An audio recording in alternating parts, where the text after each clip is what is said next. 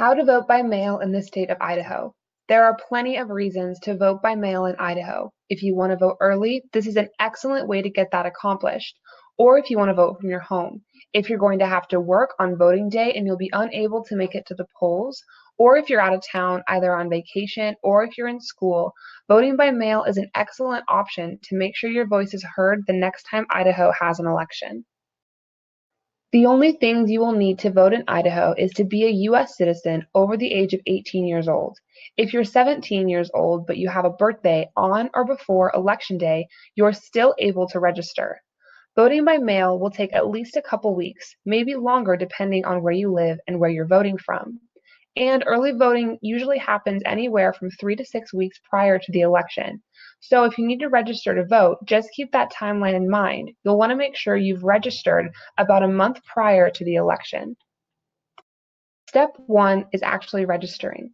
In order to register in the state of Idaho, you will need to have resided in the state for at least 30 days before the election. If you have been convicted of a felony, you will need to have your rights restored before you can access your right to vote. So you'll need to have completed sentencing, probation, and parole. If you've never been convicted of a felony, then you'll never have had your right revoked. If you'd like to register or check to see if you're already registered, you can go to vote.gov and they will walk you through the voter registration process. Step 2, requesting an absentee ballot. You'll need to request an absentee ballot from the county clerk's office. You can visit that link to idahovotes.gov in order to access the request form.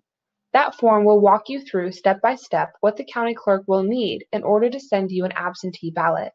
If you don't want to fill out that form, you are also free to write a letter stating your name, your Idaho resident address, and your signature. The most important thing to remember is to have your request in at least 11 days prior to the election. Step 3 is voting.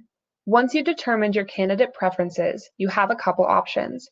Most folks who are voting by mail will mail their ballots back, and that is how their vote will be cast. It is also an option, however, to take your absentee ballot to the county clerk's office and deliver your vote in person. Just make sure, however you wish to cast your vote, that you sign the ballot before delivering it.